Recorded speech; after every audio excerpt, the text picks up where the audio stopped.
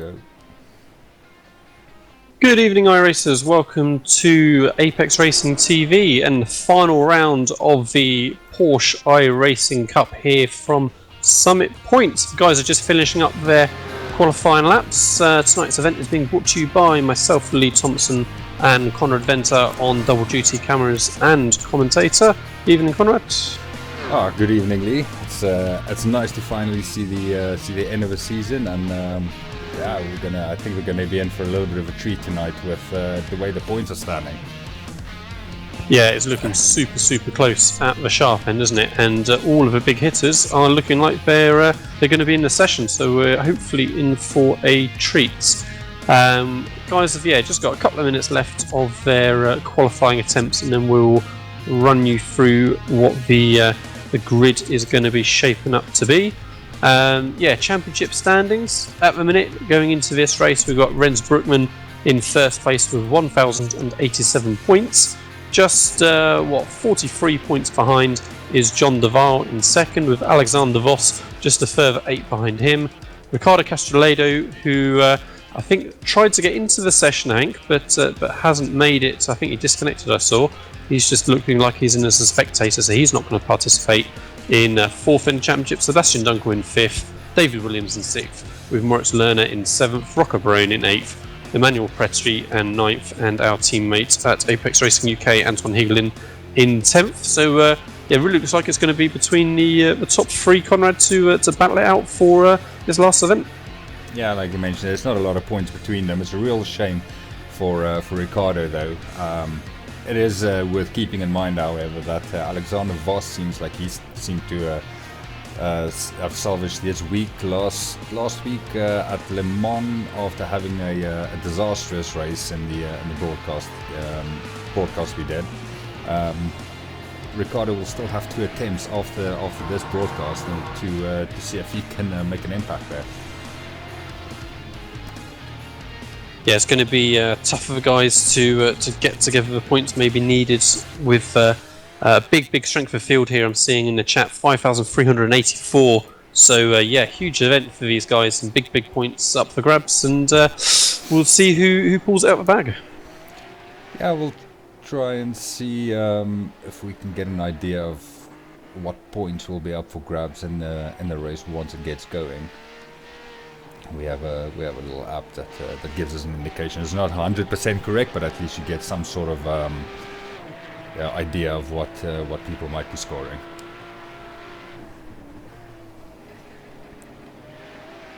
So still just waiting for qualifying just to wrap up. I think we're almost done. Just a couple of cars left on a lap still. Rocco Barone just crossing over the line. And I think we've just got one more car then on track. Adria Perez, who looks like he's still pushing on. No, he's cruising around perhaps. So we'll see if he makes an impact at all. Just coming through the back of the circuit. That's really quick lap times that everybody set here. Alexander Voss currently on pole with a 109.1. And then if you look down the standings, everybody up until 18th place is in the 109, so even Kevin Asher in 19th place and Dirac in 20th, they're all covered, top 20 covered by a second. Yeah, short lap here, but like I say, nonetheless they look like it's going to be a super close race. It's going to be tough for these guys, of course, to do much overtaking in this little circuit. There's really only going to be the one main opportunity at the end of a front straight, I suspect, but we shall see. Right, so qualifying then is over. Let's run you through the grid for our final race of the season, or final broadcasters race of the season here tonight. So Alexander Voss, currently third in the championship, does take pole position with a 109.136. Just a few hundredths behind then is Joni Heikkinen, with John Duval then in third. Currently second in the championship, so first and third of the 2 big challenges there at the minute. Rocco Barone then in fourth with Kim Eriksson in fifth, Milka Happinen in sixth with Moritz Lohner in seventh, Pieter Slimek in eighth with Anken Guven in ninth, Joshua Rogers in 10th with Kay Kushub in 11th.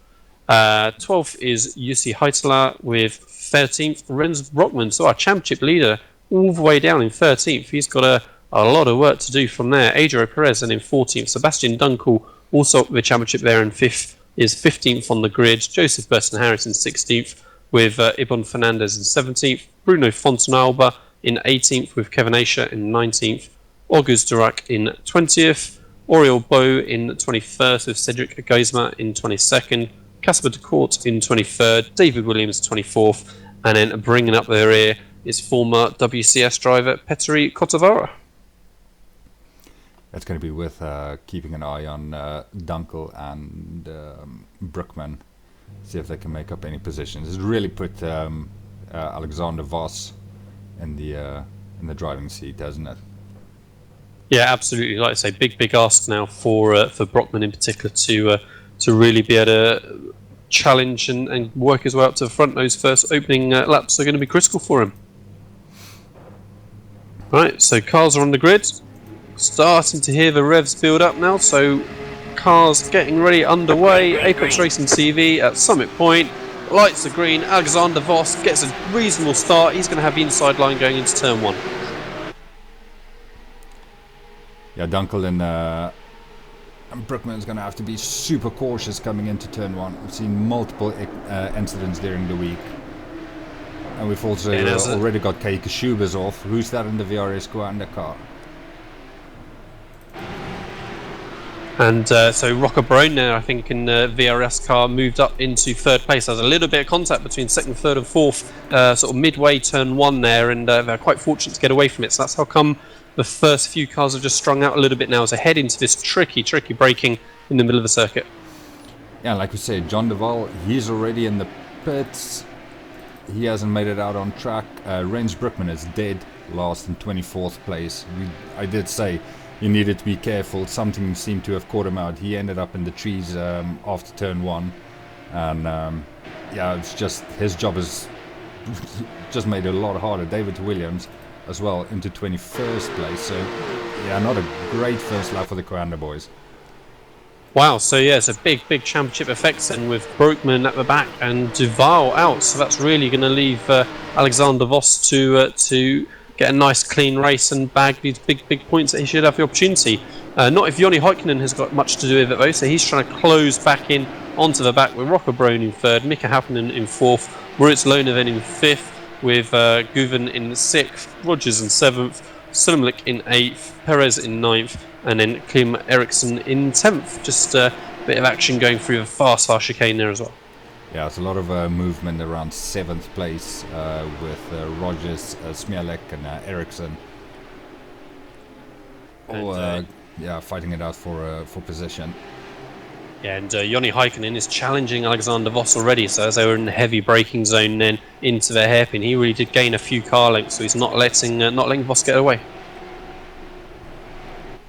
I think Voss's main priority now is not to get into any trouble. I reckon if Heikkinen gets a run on him, he's not going to fight it too hard. Looking at the predicted points, winner is going to pick up around about 314 with 2nd place around 301, so it's about a 14 point drop for every position that you give up. And looking where Brookman is at the moment, Voss has got this well sewn up. Obviously they've got there is one drop we can affect, so we don't know how the rest of the weeks went, so yeah, we'll try and see if we can pick it up after the race and see where everybody stands. So main battle at the minute is between 4th, 5th, 6th, 7th. So Milka Happinen defending hard at the minute for Moritz Lohner as they head into turn 5. Tricky braking, as I said, previous lap. And Rogers almost tags the back there of Guven as they go through the apex. Both cars just about get away with it. But yeah, Milka Happinen has got Lohner all underneath his rear wing there as they come through turn 9. Looks like Lohner's maybe got a decent run, but there's not really a braking zone into turn 10. Yeah, we've seen it in the other races I've been watching this week so far. It's the smallest mistakes around this track, from turn 6 to about turn 9. Those tight twisty corners where you can lose so much time, and yeah, if a second lead disappears in the space of 2 corners. Up and then having was it Lorna having a little look there? Yeah, still hanging on around the outside as Lona, so he's going to have the inside now for turn 3 if he can keep the momentum. There are 2 cars behind looking to capitalise on any little areas here as well. As I go through mid-corner, both cars get through cleanly, a little bit wide behind, but the cars behind surely should have the run because the guys will compromise with their driving line. It's not often that you see that 2 cars going side by side through that fast left hand and coming out the other side intact. Yeah, that is tricky corner there. There really is only one clean line through there, and yeah, guys did well to work their way through. Back at the front, Voss still under lots of pressure from Jarni Heikkinen, just a couple of tenths between him, and Rocco Barone is gradually reeling him in as well. He was 2 tenths quicker last time by, so that could be a 3-car train before we know it. And these 2 guys at the front, if they don't want to make it a 3-way battle, then I suggest, just keep it line astern at the moment, see where you are for the last couple of laps, and then fight it out. It's like I said, once you start battling, those guys behind is going to catch up really quickly. Yeah, and again, Hypenen having to work hard against Lona still there as they come through turn 1. Lona really trying to push him out the corner almost, but wasn't able to get a run. All the cars there kicking up the gravel on the exit of the corner is pretty much the racing line really. Back up the front, Joni Heikkinen just runs ever so slightly deep into turn 5, overcooks it slightly and maybe just loses a car length on exit. Rocco Barone now is right there with him, so that is absolutely a 3-car battle now for the lead.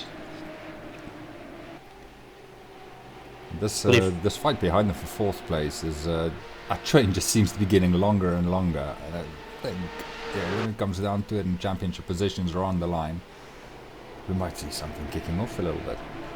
I was absolutely taking a breath to say the same thing. Yeah, as those cars 4th to 7th are battling, they did have a big comfortable gap behind them, but now that's just one long string of cars that goes all the way down the straight.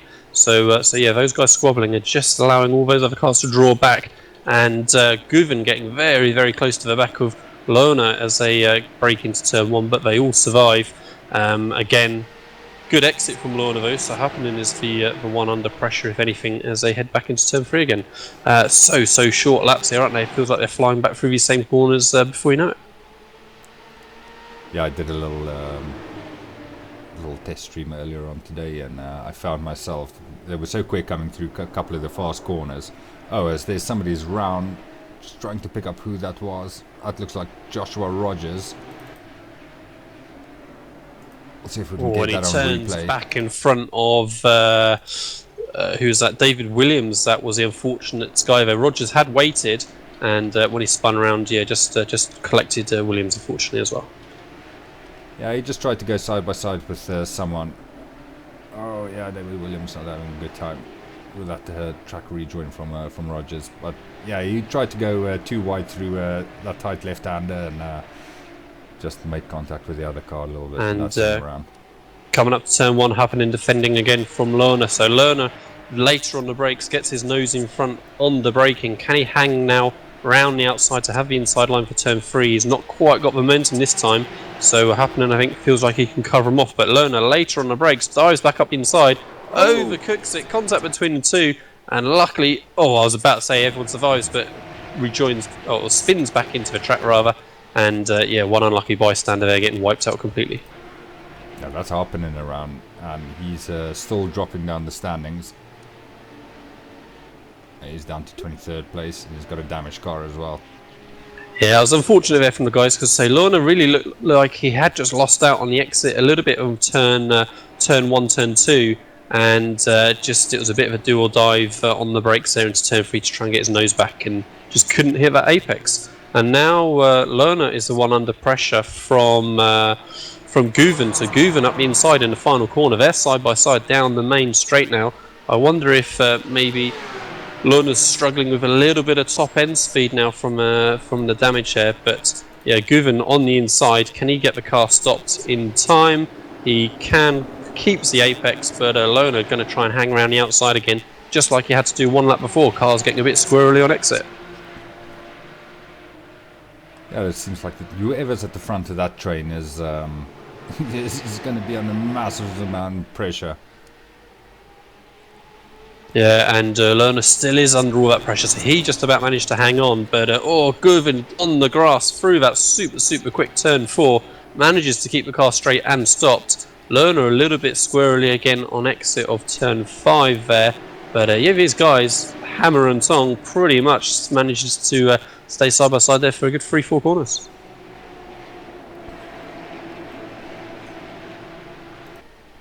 So back up the front, it feels like that Rocco Barone is just sitting back ever so slightly in that 3rd place, just waiting for it to kick off between Alexander Voss and Joni Heikkinen, but there's just maybe another 10th or 2 between them than the last time we looked. They are so far ahead now of P4, half the straight practically after the instance that we've seen there. So yeah, Lerner in P4, Guven looking to make a move though, late on the brakes, can't get it stopped. Can Lerner cut back up the inside? He can. He should have the drive off a corner and should be able to cover that off. So yeah, very late on the brakes there for Guven, but got away with it. Got the car stopped just about before he ran out of the grey stuff.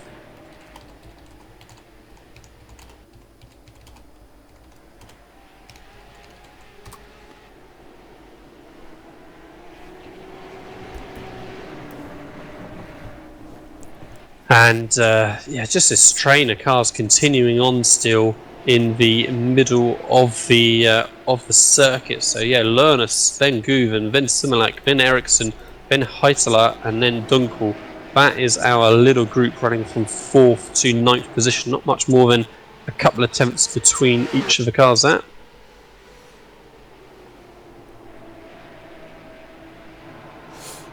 Sorry, we need to apologise if we have some viewers experiencing some buffering on the broadcast. It's a couple of little issues. I'm trying to sort it out at the moment. And at the front, so I think there's been a small error from Heikkinen somewhere on that lap in 2nd place. He's lost 3 tenths or so that time by. So now Rocco Barone is a little bit more likely to be the one challenging for that 2nd position now, as Voss for the first time since about lap 2 gets a little bit of a breather for now. Still this train of cars thundering around from P4 back, and Guven again very quick through turn 4, but can't challenge Lerner for now, who seems just to have gathered himself up a little bit after the frantic couple of laps after the incident there, so he looks slightly more comfortable for the moment. And then as you go back through the field, just car upon car, no real immediate moves looking like happening, but just yeah, one long stream of cars. Fantastic sight seeing these guys around this short little circuit. Back at the front, Rocco Barone still challenging Heikkinen, just a 10th or 2 behind as they head towards turn 1. Barone just moving to the inside a little bit to show his nose. The leader though, I think my camera wasn't quite in shot, but Alexander Voss, I think, maybe just touched a fraction of grass as he hit the brakes and locked up the wheels. As I panned back to him, I was wondering if he was still going to be on track, but he did manage to hold it together. But he just lost a couple of tenths there, and now these 3 cars are all back together again. I'd say luckily they can afford to slug it out a little bit. They've got about a 7 or 8 second gap to 4th place. And as like we mentioned earlier in the stream, they've if they started tangling with each other, they would have be part of that big train that we're seeing behind them. Yeah, it certainly worked out pretty well for them so far, bolting at the start, and as you say, then they can afford to start squabbling a little bit later, and that should be absolutely fine for them. Lerner still looking like he's under lots and lots of pressure from Guven as they head towards turn 10. Guven closing on the braking. Can he get the apex speed as well and give himself a run towards turn 1? I think he's got a reasonable chance. Lerner feels the need to go defensive instantly as soon as they come out that corner. Guven tucks back into the slipstream again, and we saw how late on the brakes he tried to be a couple of laps ago. This time was on the outside, but Lerner's a match to it on the brakes. Can they get it stopped? Lerner just a fraction wide maybe on apex, and Guven had to back out of it a little bit, but they survived, and now it's Similek that's looking like he's got a run. But Guven makes a dive up the inside for turn 3, but thinks better of it. Now that pack seems to have shrunk just a little bit. Obviously we had Rogers and Williams dropping. I think it was Williams that dropped out of it. But yeah, it just seems like they're splitting up into smaller packs at the moment. mind you, saying that battle behind them was, I think, from 10th place downwards, as rather big as well. And back at the front, Alexander Voss is under a little bit more pressure than we've seen the last few laps from Joni Heikkinen. So he's just a tenth or two behind again. It was a poor lap last time bound from Voss, as we saw him struggling to turn one. No such issues this time as he goes into the braking zone. Much cleaner that time by. So those three cars all absolutely locked together, and just panning back, Guven was under pressure going into turn one that time. So he's gone from challenging Lohner for that fourth place to defending Similac to try and hold on to his fifth. And yeah, that battle's just going to keep ebbing and flowing, I think.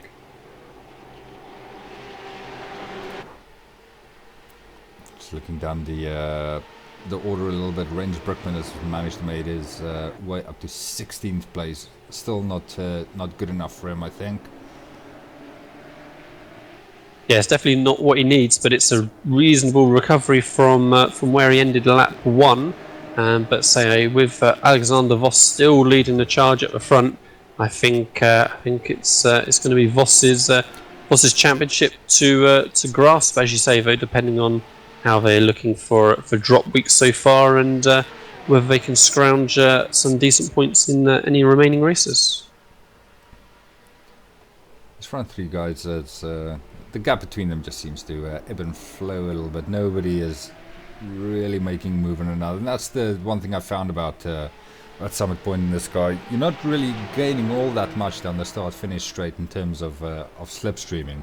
You really need the car in front of you to make a little mistake, and you need to be getting a better run out of the last corner in order to make something out of it.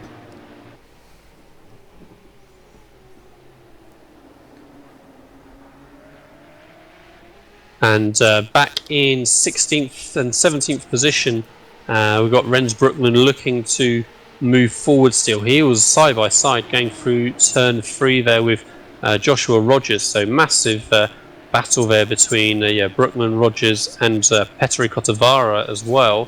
Yeah, practically 3 wide almost as they flew towards turn 4 and then that tricky braking zone. But they all survived. So yeah, Brookman still trying to move his way forward, but yeah, lots of battles ensuing. Got these guys having another go at each other for 4th place. Got Kim Exlin and Itala just behind them. Yeah, Lerner defending hard. Guven going to that outside again. He is later on the brakes this time. Can he get it stopped? Just about. Tracks to the edge of the circuit a little bit though. So Lerner's got the drive, and Guven would have been under a little bit more pressure from Similac, but Similac didn't get the best of runs through turn 1 either. But yeah, just each time Guven seems to have a reasonable opportunity under the brakes for turn 1 there, but it's just so tricky to keep that momentum with the outside line there. They haven't quite managed it so far. So yeah, at the back of that little pack there is Sebastian Dunkel, highest championship position driver in that little group. Feels like he's maybe just sort of sitting there observing. We haven't really seen him look to make a move so far. Yeah, I think with where he started in qualifying, he might have decided just to play the percentages game, and hoping that a few of the cars in front of me would be falling off the track. With the size of the pack that he's running in at the moment, it's not beyond the realms of possibility. But with only 7 minutes left in the race, he's going to need something to happen soon. So yeah, nothing happening in braking zone for turn 1 this time by. But back for 10th and 11th position, Kevin Asher looked to have a little bit of a nibble there at Burton Harris, but again, nothing doing. So that's a big group that's forming now, long train with, at the back of that, we've got Kotavara and Rogers side by side into turn 3. Rogers just covering off Kotavara still. And since we last looked back there, we can see that in front of him Brookman has made a second or so, and he's now looking to move up that next position, which is going to be Oriol Boer. So yeah, it's a big train of cars that Brookman's trying to continue to make his way by.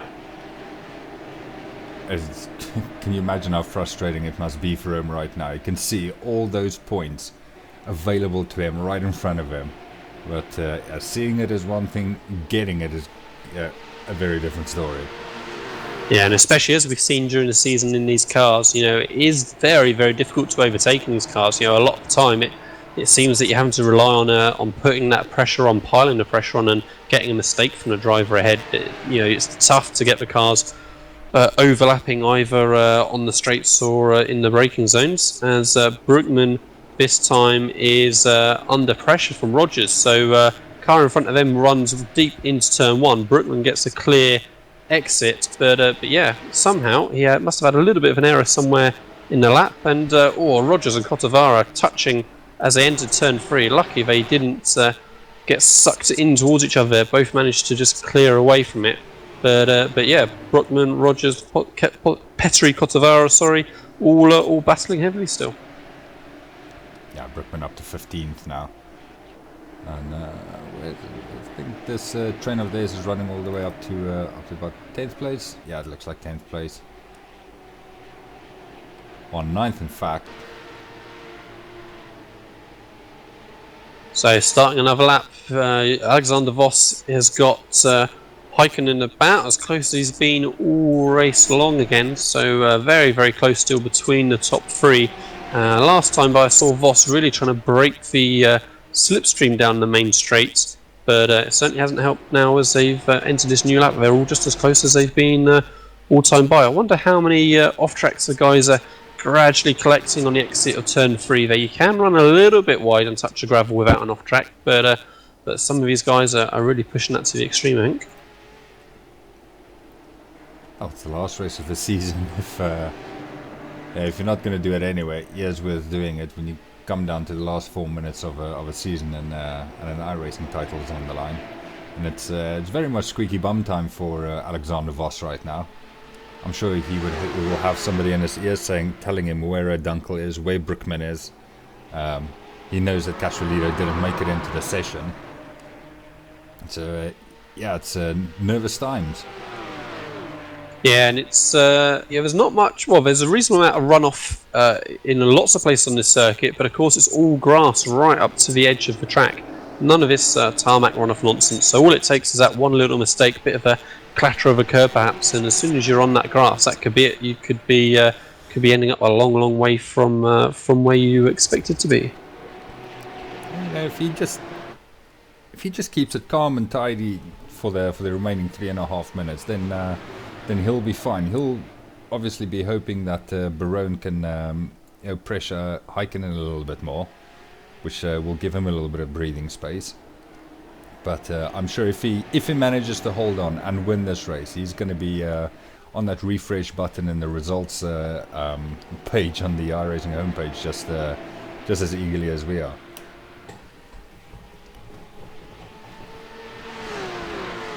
So pretty much same positions that we've seen now for the last, half dozen laps or so. Alexander Voss P1, Joni Heikkinen P2, Rocco Barone P3, all very, very close together and running multiple seconds then ahead of 4th place Moritz Lohner. But something's happened behind actually. As I was saying, nothing's changed. We've lost one of the cars there behind. Oh, it's Cotavara dropping. Cotavara was further back, so that must be a separate incident as well. But yeah, Moritz Lohner now's got a big, big gap to the car behind. It was Guven behind, wasn't it? So Guven's missing. Lohner's clear and free for now. Simlek is then next up with Ericsson. Guven then is 3 positions back. Sebastian Dunkel, then Haitala. So yeah, Guven had an issue, and that's really broken that group up.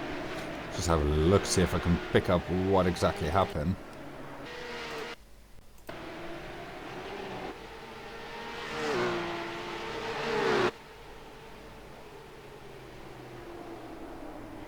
I'm hoping we've found the incident, but he was running 7th, coming down the start-finish straight. Looks like the pack is already broken up by then a little bit. So yeah, it looks like after that pretty much race-long pressure that Lerner's been under from multiple cars, he's got a little bit of breathing time now.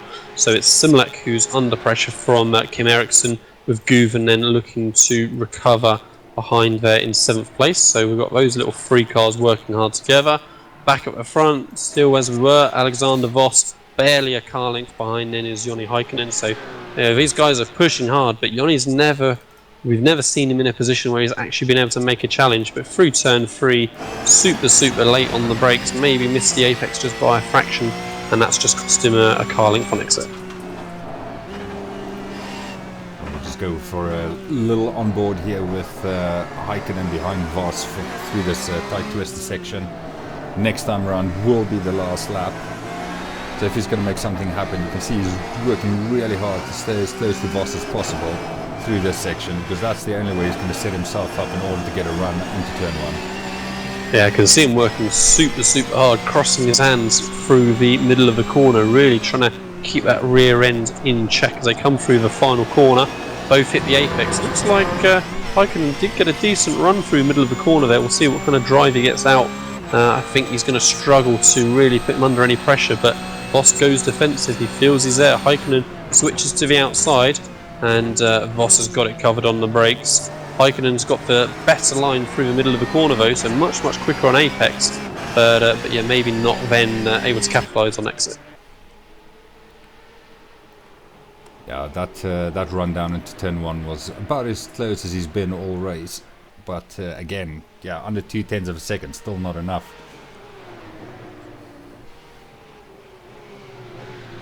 And Rocco Barone closing massively into turn 5 there as well, getting right underneath the rear wing of Häkkinen as well. So all 3 of these cars now are as close as they've been all race long. Rocco Barone looks pretty quick through the middle of the corner. They're gaining on Häkkinen through there. And Voss clatters the curb through turn 8 on the inside, but it doesn't seem to cost him the drive. So just this last corner to go now, all just a tenth apart. Can they hit the apex nice and clean through? Voss maybe just a fraction wide, but it's not going to be enough for Häkkinen to get the drive. So Alexander Voss takes the lead, takes the win, sorry, so congratulations to him. Häkkinen remained in second, valiant effort on that final lap to try and challenge. Rocco Barone was within a whisper as well. He finished up in 3rd position. 4th then was Moritz Lohner, Peter Simlek in 5th with Kim Eriksson in 6th, Guven 7th, Dunkel 8th, Heitler 9th, and rounding out the top 10 was Joseph Burton Harris. Oh, a huge run between, what's it, Fontable and I think Rogers to the line.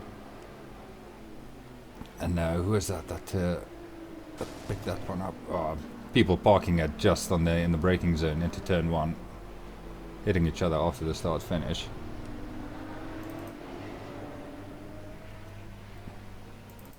So what a close run of a race that was. We had a couple of those big packs getting broken apart by little instants at different points, but super close racing. Pretty clean for the most of it, but it's such a tight little twisty circuit this that unfortunately little contacts are almost going to be inevitable. I'm just going to have a little look. Rens Brookman had an incident late on. He finished in 23rd place. I'm just going to try and see if I can pick up what happened to him.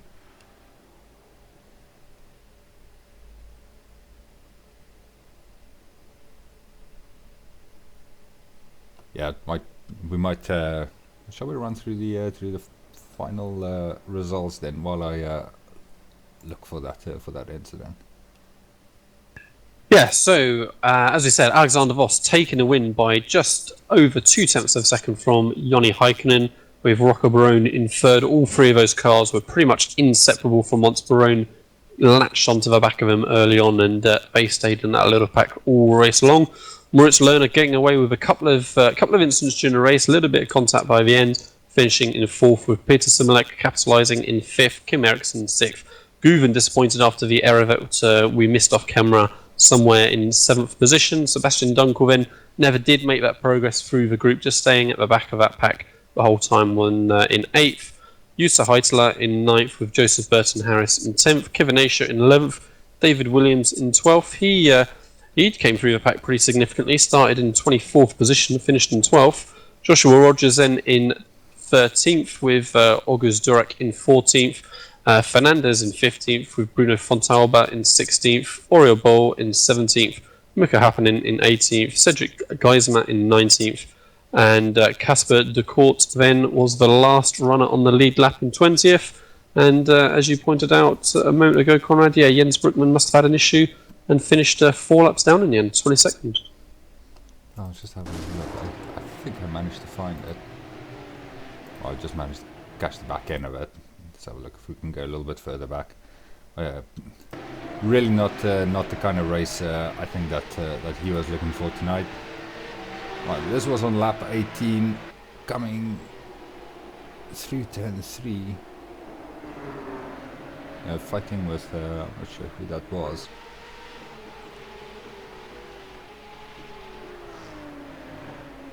Yeah, it's after that fast right-hander. Oh, somebody clobbered him really, really badly.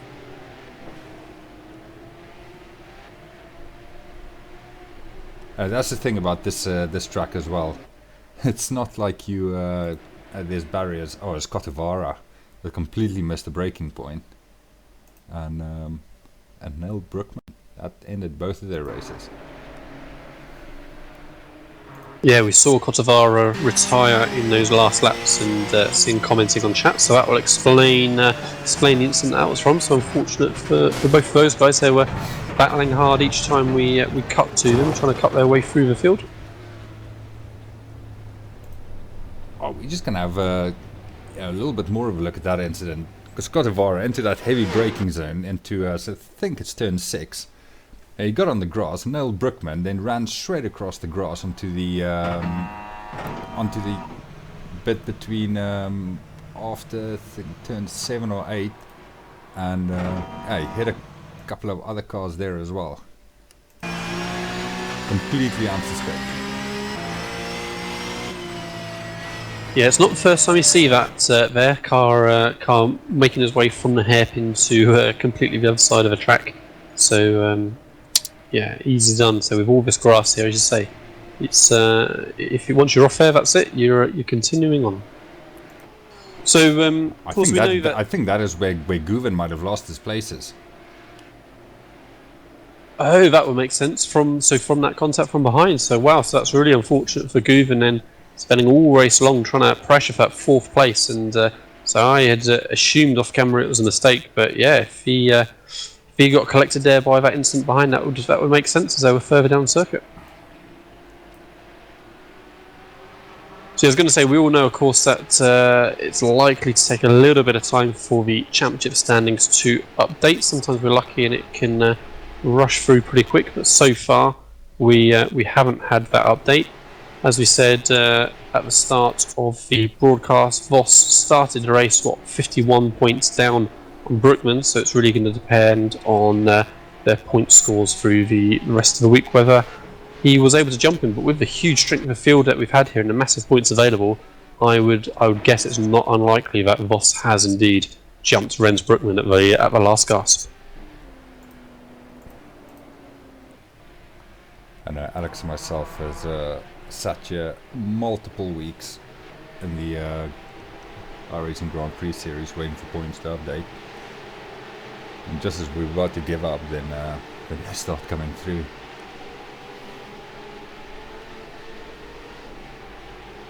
So yeah, perhaps we'll give it just a couple of minutes so that we have the opportunity maybe to give you those results before we disappear. But then we may need to give up, and everyone will get to find out for themselves afterwards, I'm afraid. So week 13 next, and then just that week's gap, of course, before the guys come back for their first full season, of course, in this car, because it was only this short little 4-week season for these guys, wasn't it? Or 5-week rather. So it'll be interesting to see how they get on in the full-length season next season. Yeah, I believe we'll be back next season to cover this series as well. And I have to say it's been a very enjoyable season. Watching these guys in the top split on a Monday night has been a bit of an eye opener, to be honest. Right from round 1 around Nordschleife, seeing how committed they are, and right down to here, and seeing how wrong it can go for somebody in a championship with basically just 25 minutes standing between them and a championship win. Yeah, and say, you talk about the commitment there at Nürburgring. I mean, a lot of it, of course, is the real calibre of driver that has been attracted to this series. You look at the championship standings, and as we were saying off air before the broadcast started, most of the top 10 is filled by Pro and WCS drivers. So it really has attracted the creme de la creme of iRacing, which we're not that surprised about, because everybody really seems to love this car, and it seems to generate good racing. Maybe not a huge amount of overtaking, but certainly good racing. Yeah, I think it's if you race it the right way, it's something, especially for the guys in the lower splits. It'll teach you to be patient for one, and I think it's a good car to learn how to drive on iRacing, I reckon. I saw someone write in the forum somewhere that if you can drive this car fast, you can drive anything fast, and that's almost the same as when I was learning to drive in real life many years ago. Somebody said to me, if you can drive a VW Beetle, you can drive anything. And I'm not talking about the new ones, I'm talking about those old ones. And I think it's a piece of advice that's very useful.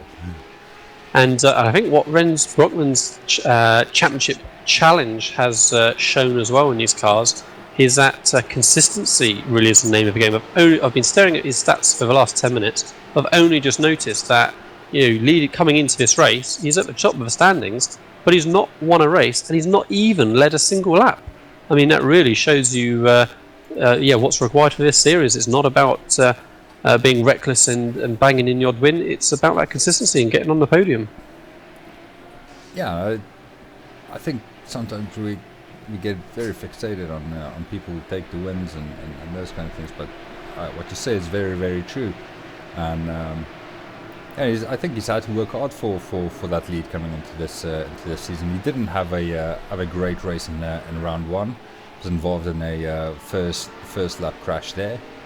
And as you can see from, he's had 10 starts, 31 incidents over those 10 starts. And, that's 3.1 incidents per race. That's a lot better than most people around him, with the exception of maybe of Emmanuel Petri's Sutton 9th place, who's had 10 over 8 starts. So I think we are going to have to leave it there. Championship standings, unfortunately, as tends to be the case, haven't updated promptly, but say that is unfortunately not unusual. It normally takes 15 minutes or so before they sort themselves out. So it looks like, from our point of view, that Alexander Voss had a decent chance of leapfrogging, but let's say we unfortunately don't know the point scores the rest of the week. So it could be that Rens Brockman has held in there, which would be again quite an accomplishment, with 0 wins, 0 laps led, to win the inaugural season of the Porsche iRacing Cup. Yeah, and it sets up nicely for next season as well. But it's been great to have Alex here for the I think it was the first 2 rounds, and it was Yumi and Sam for the final 3 rounds. Looking forward to next season. Right, so I think we will call that a night. Next broadcast is going to be the Rikmatech series at stupid o'clock this morning, which would also be known as 0200, I believe, GMT tonight/Tuesday morning. So if you are for some reason around, then certainly tune into that.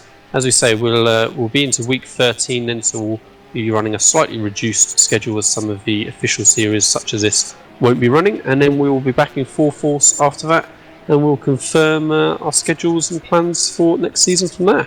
So thank you again, Conrad, working the cameras and on the comms, and we shall see everybody then for the next rounds next season at iRacing.com and Apex Racing TV. Thank you.